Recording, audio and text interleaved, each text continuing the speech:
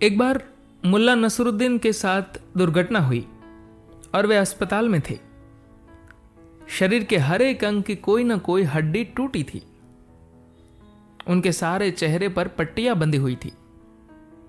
केवल उनकी आंखें दिख रही थी। उनके एक मित्र उन्हें मिलने आए और उनसे पूछा, कैसे हो मुल्ला? उन्होंने कहा, मैं ठीक हूं, सिवाय इसके कि जब मैं हंसता हूं तो दर्द होता है। तब उनके मित्र ने उनसे पूछा, भला इस हालत में आप हंस कैसे सकते हो? मुल्ला ने जवाब दिया, अगर मैं अब न हंसूं तो मैं जिंदगी में कभी हंस नहीं पाऊंगा। यह अविरत उत्साह संपूर्ण स्वास्थ्य में रहने का आयाम है। संस्कृत में स्वास्थ्य के लिए शब्द है स्वस्ति, माने प्रबुद्ध व्यक्ति जो स्व में स्थित है। स्व में बने रहने की पहली निशानी है उत्साह, जो हंसकर यह कह सके कि आज कोई काम नहीं बना। यह कह सकने के लिए तुम्हें ऐसी मानसिक स्थिति चाहिए जो कि तनाव मुक्त और दबाव सिद्ध हो। तनाव क्या है? जब तुम तनाव में होते हो तब तुम्हारे भौहें चढ़ जाती है। जब तुम इस तरह त्योरी चढ़ाते हो तब तुम चेहरे की 72 नसें और मांसपेशियां उपयोग में लाते हो। लेकिन जब तुम मुस्कुराते हो तब उनमें से केवल 4 का उपयोग करते हो। अधिक कार्य का अर्थ है अधिक तनाव। तनाव तुम्हारी मुस्कान को भी गायब कर देता है। तुम्हारी बॉडी लैंग्वेज तुम्हारी मानसिक स्थिति और शारीरिक तंत्र की ऊर्जा का संकेत दे देती है। हम एक ऊर्जा के बादल में संपुटित है जिसे चेतना कहते हैं। ये एक मोमबत्ती और बाती जैसा है। जब तुम मोमबत्ती पर माचिस की तीली लगाते हो तो बाती पर ज्योत प्रकट होती है। मोमबत्ती में भी वही हाइड्रोकार्बन है, लेकिन जब उसे प्रज्वलित किया जाता है तब ज्योति केवल उसकी चोटी पर टिमटिमाती है। इसी तरह हमारा शरीर मोमबत्ती की बाती की तरह है और इसके आसपास जो है वह चेतना है जो हमें जीवित रखती है।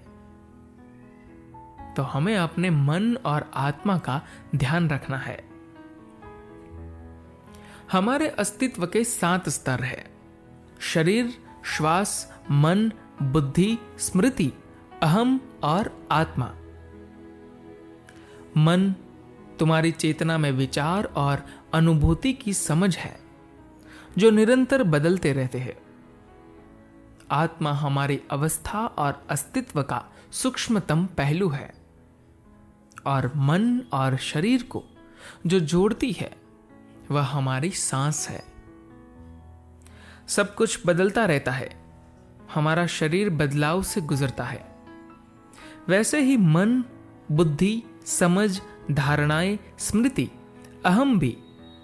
लेकिन ऐसा कुछ है तुम्हारे भीतर जो नहीं बदलता और उसे आत्मा कहते हैं, जो कि सब बदलाव का संदर्भ बिंदु है। जब तक तुम इस सूक्ष्मतम पहलू से नाता नहीं जोड़ोगे, आयुर्वेद की प्राचीन पद्धति के अनुसार तुम एक स्वस्थ व्यक्ति नहीं माने जाओगे। स्वास्थ्य की दूसरी निशानी है सचेतता, सतर्क और जागरूक रहना। मन की 2 स्थितियां होती है, एक तो शरीर और मन साथ में, और दूसरा शरीर और मन भिन्न दिशाओं की ओर देखते हुए। कभी जब तुम तनाव में हो तब भी तुम सतर्क रहते हो, लेकिन यह ठीक नहीं है। तुम सतर्क और साथ ही तनाव मुक्त भी होने चाहिए। इसी को ज्ञानोदय कहते हैं। भावनात्मक अस्थिरता तनाव होने के कारणों में से एक है। हर एक भावना के लिए हमारे श्वास में एक विशेष लय है। धीमे और लंबे श्वास, आनंद और उग्र श्वास तनाव का संकेत देते हैं। जिस तरह से एक शिशु श्वास लेता है वह एक वयस्क के श्वास लेने के तरीके से भिन्न है। यह तनाव ही है जो एक वयस्क की श्वसन पद्धति को भिन्न बनाती है।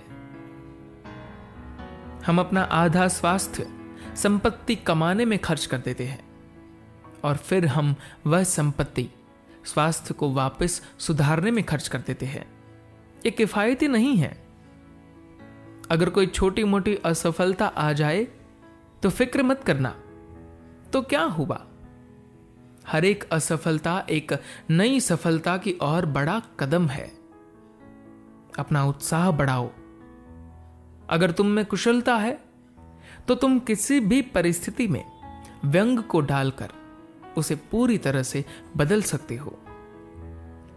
तनाव युक्त होना टालो। पशु जब गीले हो जाते हैं या धूल में खेलते हैं तो बाहर आकर वे क्या करते हैं? वे अपना सारा शरीर झकझोरते हैं और अपने आप से सब कुछ बाहर निकाल फेंकते हैं।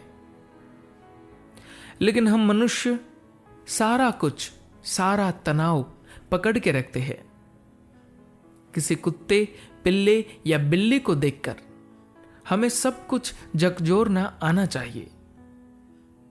जब तुम ऑफिस में आते हो तो घर को झकझोर दो। जब तुम घर वापस जाओ अपनी पीठ से ऑफिस को झकझोर दो। तनाव से मुक्ति के उपाय क्या है?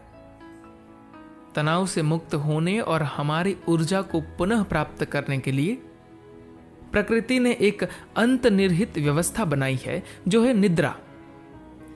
किसी हद तक निद्रा तुम्हारी थकान मिटाती है, लेकिन प्रायः शरीर प्रणाली में तनाव रह जाता है। उस प्रकार के तनाव को काबू में रखने के लिए प्राणायाम और ध्यान के तरीके हैं। ये तनाव और थकान से मुक्ति देते हैं, क्षमता बढ़ाते हैं, तुम्हारे तंत्रिका तंत्र और मन को मजबूत बनाते हैं।